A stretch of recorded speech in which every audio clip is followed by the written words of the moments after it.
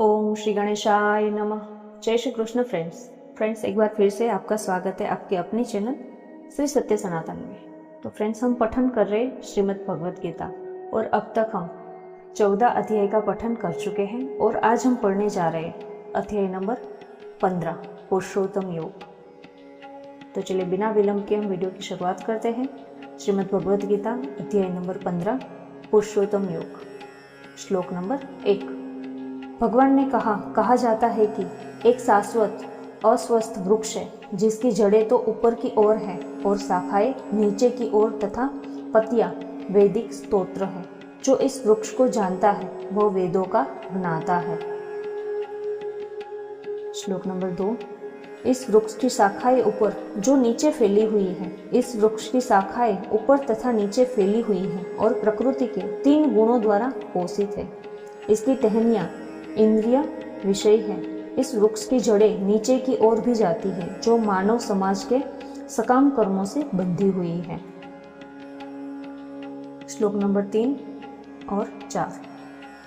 इस वृक्ष के वास्तविक स्वरूप का अनुभव इस जगत में नहीं किया जा सकता। कोई भी इसे समझ सकता कि इसका आदि कहाँ है। इस वृक्ष की वास्तविकता स्वरूप का अनुभव इस जगत में नहीं किया जा सकता। कोई भी नहीं समझ सकता कि इनका आदि कहाँ है और अंत कहाँ है या इसका आधार कहाँ है। लेकिन मनुष्य चाहिए कि इस दृढ़ मूल वाले वृक्ष को विरक्ति के शस्त्र से काट गिराए। तत्पश्चात उसे ऐसे स्थान की खोज करनी चाहिए जहाँ जाकर लौटना ना पड़े और जहाँ उस भगवान की शरण ग्रहण कर ली जाए जिनसे अनादिकाल से प्रत्येक वस्तु का सूत्रपात तथा विस्तार होता आया है। श्लोक नंबर 5। जो झूठी प्रतिष्ठा मोह तथा कुसंगी से मुक्त है, जो शाश्वत तत्व को समझते हैं, जिन्होंने भौतिक काम को नष्ट कर दिया है, जो सुख तथा दुख के द्वंद से मुक्त है और जो मोह रहित होकर परम पुरुष के शरणागत होना चाहते हैं, वे उस शाश्वत राज्य को प्राप्त होते हैं। श्लोक नंबर 6। वह मेरा परम धाम न तो सूर्य या चंद्र के द्वारा प्रकाशित होता है और न ही अग्नि या बिजली से। जो लोग वहां पहुंच जाते हैं वो भौतिक जगत में फिर से लौट कर नहीं आते। इस बंध जगत में सारे जीव मेरे शाश्वत अंश है। बंध जीवन के कारण वे 6 इंद्रियों से घोर संघर्ष कर रहे हैं जिनमें मन सम्मिलित है। श्लोक नंबर 8।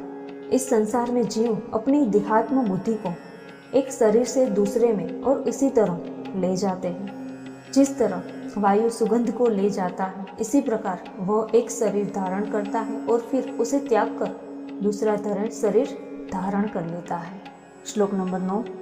इस प्रकार दूसरा स्थूल शरीर धारण करके जीवन विशेष प्रकार का कान, आँख, जीभ, नाक तथा स्पर्श इंद्रिय प्राप्त करता है जो मन के चारों ओर संपूजित है। इस प्रकार वह इंद्रिय विषयों के एक विशिष्ट समुच्चय का भोग करता है। श्लोक नंबर 10। मूर्ख न तो समझ पाते हैं कि जीव किस प्रकार अपना शरीर त्याग सकता है, न ही वे समझ पाते हैं कि प्रकृति के गुणों के अधीन वह किस तरह के शरीर का भोग करता है। लेकिन जिसकी आंखें ज्ञान से प्रकाशित होती है वह यह सब देख सकता है। श्लोक नंबर 11।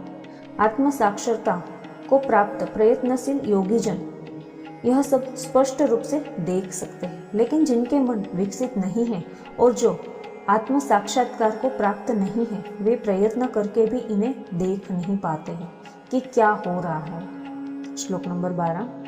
सूर्य का तेज जो सारे विश्व को अंधकार दूर करता है मुझसे ही निकलता है। चंद्रमा तथा अग्नि के तेज भी मुझसे ही उत्पन्न है। श्लोक नंबर 13। मैं प्रत्येक लोक में प्रवेश करता हूँ और मेरी शक्ति से सारे लोक अपनी कक्षा में स्थित हैं। मैं चंद्रमा बनकर समस्त वनस्पतियों को जीवन को रस प्रदान करता हूँ। श्लोक नंबर 14। मैं समस्त जीवों के शरीर में पाचन अग्नि हूँ और मैं श्वास प्रश्वास में रहकर 4 प्रकार के अन्नों को पचाता हूँ। श्लोक नंबर 15। मैं प्रत्येक जीव के हृदय में आसीन हूँ और मुझ में ही स्मृति, ज्ञान तथा विस्मृति होती है। मैं ही वेदों के द्वारा जानने योग्य हूँ। निसंदेह मैं वेदांत का संकलन करता तथा समस्त वेदों का जानने वाला हूँ। श्लोक नंबर 16। जीव दो प्रकार के हैं, च्युत तथा अच्युत। भौतिक जगत में प्रत्येक जीव च्युत यानी क्षर होता है और प्रत्येक आध्यात्मिक जगत में प्रत्येक जीव अच्युत यानी अक्षर कहलाता है। इन दोनों के अतिरिक्त एक परम पुरुष परमात्मा है जो साक्षात अविनाशी भगवान है और जो तीनों लोकों में प्रवेश करके उनका पालन कर रहा है। श्लोक नंबर 18।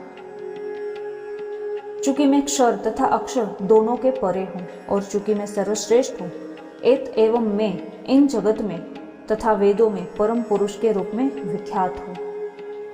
श्लोक नंबर 19। जो कोई भी मुझे संशय रहित होकर पुरुषोत्तम भगवान के रूप में जानता है, वह सब कुछ जानने वाला है। एत एवं हे भारत पुत्र, यह व्यक्ति मेरी पूर्ण भक्ति में रत होता है। श्लोक नंबर 20। हे अनंत, यह वैदिक शास्त्रों का सर्वाधिक गुप्त अंश है जिसे मैंने अब प्रकट किया है। जो कोई इसे समझता है वह बुद्धिमान हो जाएगा और उसके प्रयास पूर्ण होंगे।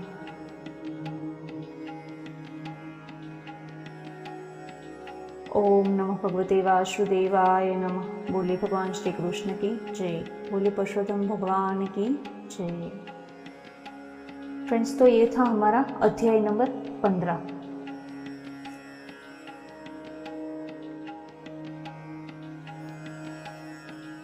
पुरुषोत्तम योग। फ्रेंड्स, उम्मीद है आज का ये वीडियो आपको जरूर पसंद आया होगा और अगर वीडियो पसंद आया है तो अपने फ्रेंड्स एंड रिलेटिव के साथ इसको अवश्य शेयर कीजिए। और आप चैनल श्री सत्य सनातन को पहली बार सुन रहे हैं तो चैनल को सब्सक्राइब करके ऑल बटन पर अवश्य क्लिक कर लीजिए ताकि आने वाले नए वीडियो आपके पास जल्द से जल्द पहुंचे। तो मिलते हैं एक नए वीडियो के साथ बहुत जल्द। तब तक आप सबको मेरा जय श्री कृष्ण।